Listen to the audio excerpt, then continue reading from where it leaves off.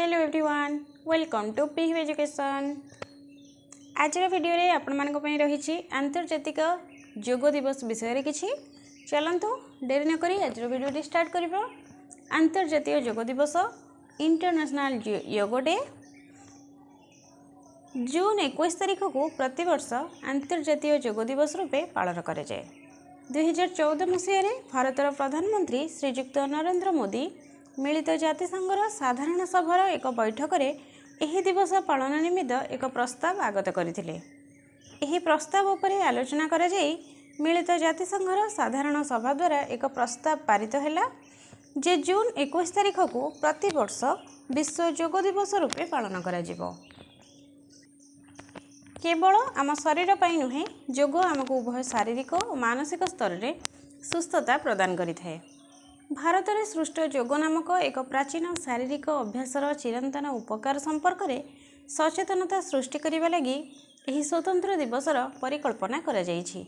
एहार मुख्य उद्देश्य होछि मानसिक और शारीरिक सुस्थता पई योगाभ्यासर उपादेयता संपर्क में सचेतनता सृष्टि करिबा।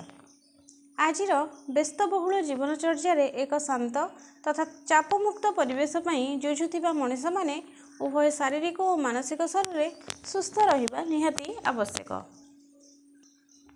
2015 मसीह प्रतिवर्ष योग दिवस पालित होई आसुछि। आंतर्जातिक योग दिवस 2025 मुख्य थीम रही योग for one earth one health, एक पृथ्वी पई एक स्वास्थ्य पई योग। एणु समग्र विश्वर जनसाधारण योग प्रति दृष्टि आकर्षण सकाशे यह दिवसर पालन करा जाउअछि।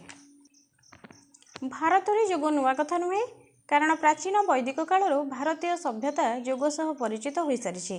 नियमित योगाभ्यास बल भारतर प्राचीन मुनि ऋषिगण एक सुस्थ दीर्घ जीवन सह अखंड दिव्य शक्तिर अधिकारी हो पारिथिले। योगाभ्यास को आपणाई पारिले मनीष सुस्थता लाभ करने सह क्रोध और परश्री कातरता परी बदगुणरू मुक्ति होई एक उदार हृदयर अधिकारी हो पारिबो। छात्र जीवन ही योग प्रति ध्यान केन्द्रित करने को आजिकल बहु शिक्षानुष्ठान रे छात्र मानकु योग शिक्षा प्रदान करा जाउअछि। आंतर्जातिक योग दिवसर महत्व को बुझीपारी आमे ए दिगरे यत्नवान हो पारिले मानव समाजर बहु कल्याण साधित हो पारंता। ये थिला आजर वीडियो। आशा करुँची वीडियोटी आपण मानकु निश्चय भल लागिथिबो। जदि वीडियोटी भल लागिथाए तेबे लाइक करिवे, शेयर करिवे एवं आम चैनल को सब्सक्राइब करिवे। Thank you.